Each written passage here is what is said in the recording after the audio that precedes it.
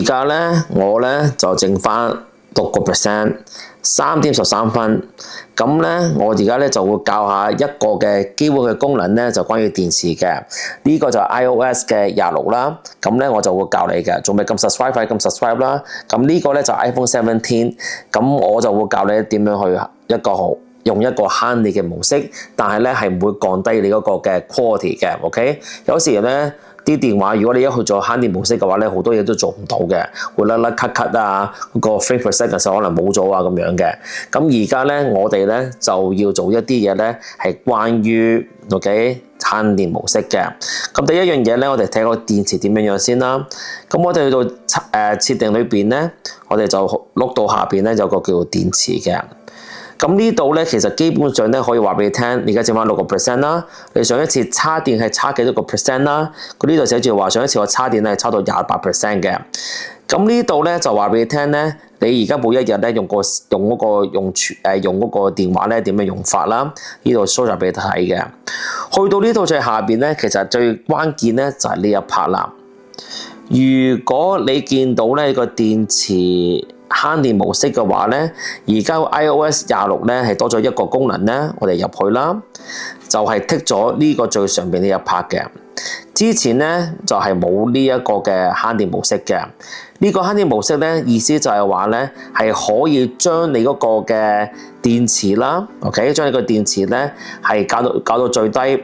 according，OK， 根據你用嗰個方式嘅，佢唔會話做到咧就好差啦。但係咧，如果佢根據你方式，如果你用個電話係咁嘅 A to B 啊 to C 咁樣嘅話咧，佢就會跟住嗰個 pattern 去做嘅。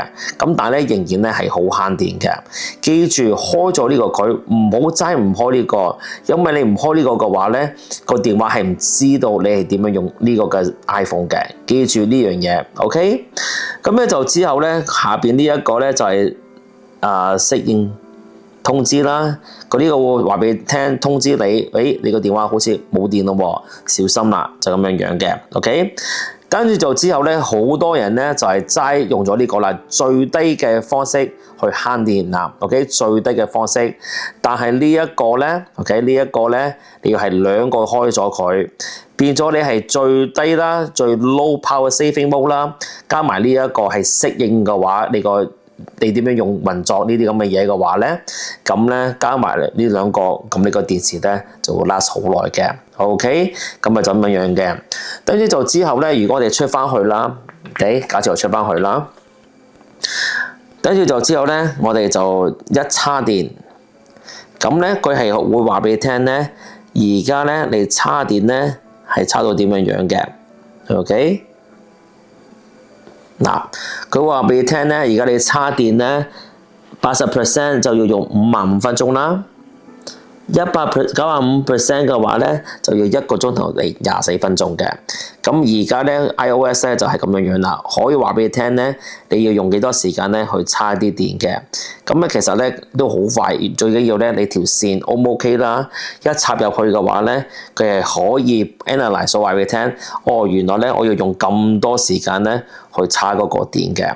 OK， 咁希望呢集幫到你啦，撳 subscribe 啦，咁多謝啦，下一集再見到你，拜拜。